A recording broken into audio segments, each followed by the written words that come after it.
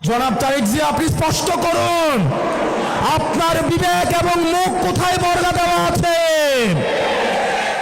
গত দীর্ঘ 17 বছর বিএনপি জামাতের অসংখ্য নেতাকর্মী গুম হয়েছে, খুন হয়েছে এই রাষ্ট্র ব্যবস্থা সংস্কারের জন্য। আজকে যখন রাষ্ট্র ব্যবস্থা সংস্কারের সুবর্ণ সুযোগ তৈরি হয়েছে, অত্যন্ত পরিতাপের বিষয়, কিছুদিন হয়তো পরে আমরা শুনতে পাবো হাসিনা ছাড়া ফ্যাসিবাদ ব্যবস্থার সবকিছুই আপনারা রেখে দেন। শুধু এই কথাটা হয়তো লজ্জায় তারা বলতে পারছে না। হাসিনা ব্যবস্থার বিচার ব্যবস্থা ভালো, হাসিনার পুলিশ ভালো, হাসিনার প্রশাসন ভালো, কেবলমাত্র হাসিনাই ভালো না। আজকে আপনারা হাসিনার সবকিছুকেই টিকিয়ে রাখতে চাচ্ছেন। এই তরুণ প্রজন্মের কাঠগড়ায় আপনাদেরকে দাঁড়াতে হবে।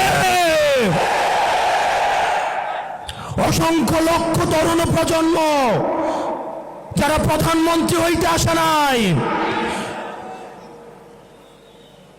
শুধুমাত্র এই দেশটাকে ভালোবেসে রাস্তায় নেমে এসে বুকের তাজা রক্ত ঢেলে দিয়ে হাসিনাকে ভারতে পালাতে বাধ্য করেছে। যারা হাসিনার ব্যবস্থা টিকিয়ে রাখতে চাইবে, আমার ভাই আব্দার ফাহাদের মতো, আমার ভাই হাদির মতো, আমার ভাই আলিফের মতো আমরা যুগে যুগে রাস্তায় নেমে আসবো ইনশাআল্লাহ।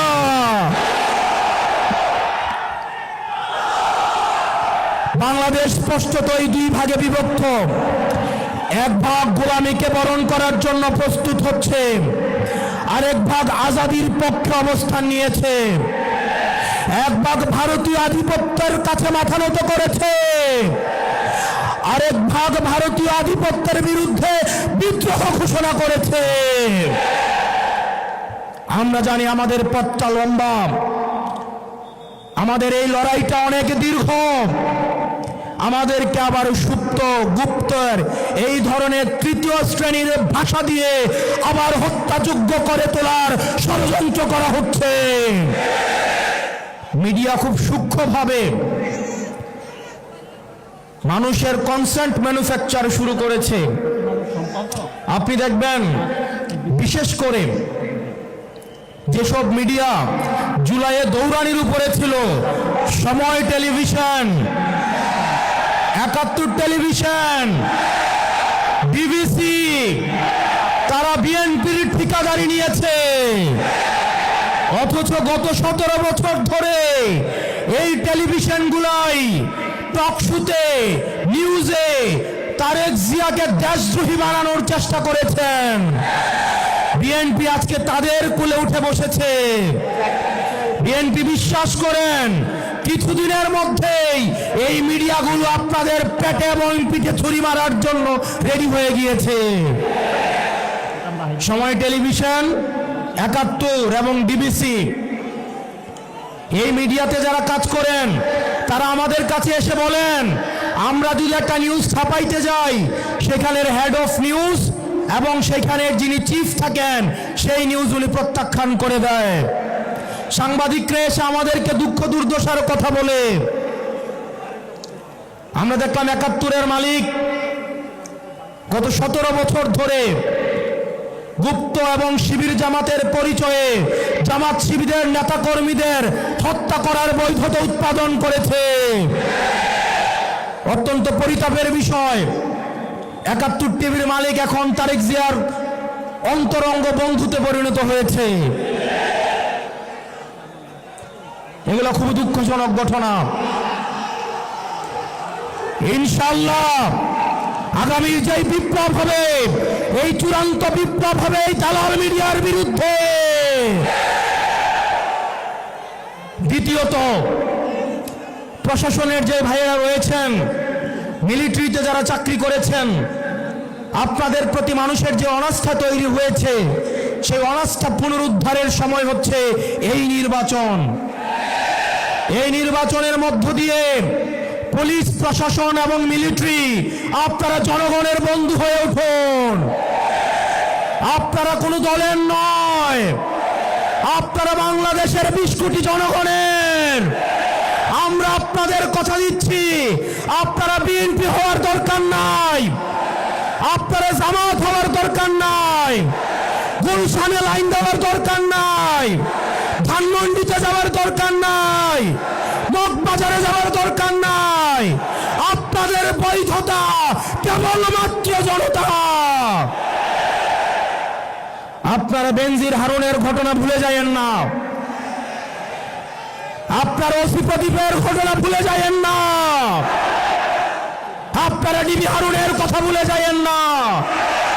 প্রিয় পুলিশ ভাই, প্রিয় মিলিটারি ভাই, প্রিয় সেনাবাহিনী, আপনাদের কাঁধে আজ একটা মহান দায়িত্ব এসে পড়েছে। আপনারা কত স্বচ্ছ, নিরপেক্ষ এবং অংশগ্রহণমূলক নির্বাচন জাতিকে উপহার দিতে পারেন, সেটার মধ্যে আপনাদের আস্থা ফিরে আসবে। আপনারা কোনো দলের গোলামি করার দরকার নাই। যাতে আপনাদের দিকে তাকিয়ে আছে, যেভাবে 5 আগস্ট আপনারা জনতার কাতারে নেমে এসেছেন, ঠিক সেভাবে 12ই ফেব্রুয়ারি জনতার পক্ষ হয়ে আপনারা জাতিকে একটা নির্বাচন উপহার দিবেন।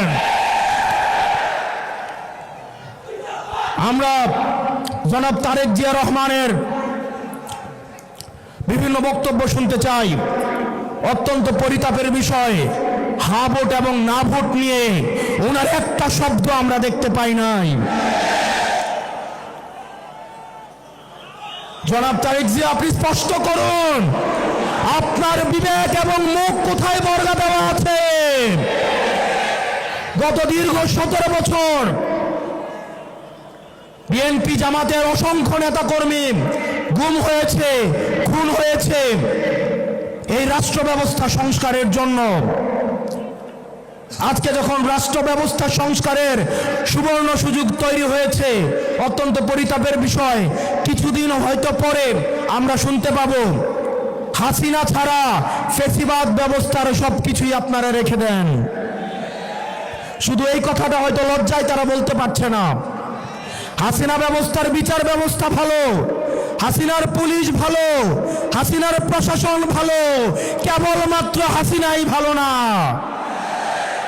আজকে আপনারা হাসিনার সবকিছুকেই টিকিয়ে রাখতে চাচ্ছেন। এই তরুণ প্রজন্মের কাঠগড়ায় আপনাদেরকে দাঁড়াতে হবে। অসংখ্য লক্ষ তরুণ প্রজন্ম যারা প্রধানমন্ত্রী হইতে আসে নাই, শুধুমাত্র এই দেশটাকে ভালোবেসে রাস্তায় নেমে এসে বুকের তাজা রক্ত ঢেলে দিয়ে হাসিনাকে ভারতে পালাতে বাধ্য করেছে।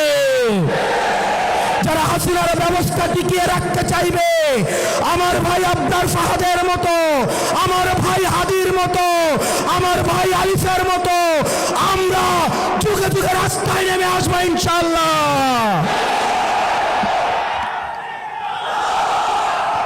বাংলাদেশ স্পষ্টতই 2 ভাগে বিভক্ত।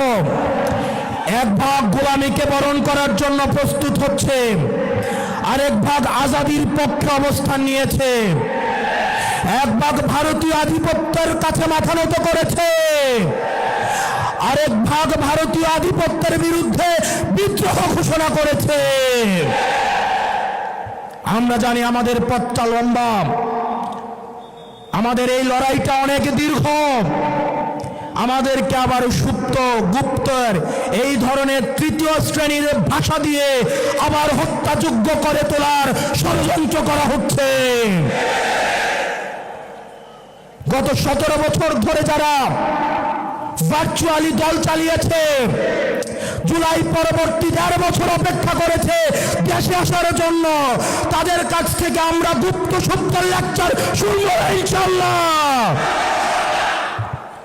প্রিয় কুমিল্লাবাসী, আমরা আঞ্চলিক বৈষম্যের শিকার। কুমিল্লা, আমরা মাইক্রো ইকোনমি আমাদের সমৃদ্ধ। আমাদের রেমিটেন্স যোদ্ধা ভাইয়েরা বিদেশে মাথার ঘাম পায়ে ফেলে কুমিল্লার অর্থনীতিকে সমৃদ্ধ করেছে।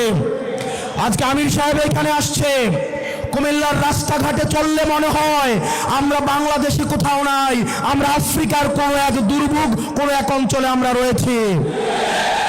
আমরা আপনার মুখে প্রতিশ্রুতি শুনতে চাই, কুমিল্লার এই মাইক্রো ইকোনমিকে, কুমিল্লাকে সব সময় বলে আঞ্চলিক বৈষম্যের শিকার হতে হয়েছে। অথচ কুমিল্লার হাতেই, কুমিল্লার ছেলেদের হাতেই হাসিনাকে দেশ ছেড়ে পালাতে বাধ্য হতে হয়েছে। আমরা কুমিল্লাবাসী দৃঢ় অপেক্ষায় বসে আছি, এই টাউন হলে আপনি ঘোষণা দিবেন এই কুমিল্লা যেভাবে আঞ্চলিক বৈষম্যের শিকার হয়েছে, ভবিষ্যতে কোনো ধরনের আঞ্চলিক বৈষম্য বরদাস্ত করা হবে না। এবং আমাদের এই 11 দলীয় ঐক্যবদ্ধ জোট ক্ষমতায় গেলে আমরা 1 মাসের মধ্যে কুমিল্লাকে বিভাগ ঘোষণা করব। ও ইনকিলাব, ইনকিলাব, ইনকিলাব, ইনকিলাব। আমার ভাই হাদিকে মেরে ওরা মনে করেছিল হয়তো হাদি মরে গিয়েছে। হাদি ভাই উপর থেকে দেখছেন 1 হাদি দেহত্যাগ করেছে, কিন্তু লক্ষ হাদি আজকে এই কুমিল্লার প্রান্তরে আজকে অবতীর্ণ হয়েছে। We want justice. We want justice. We want justice.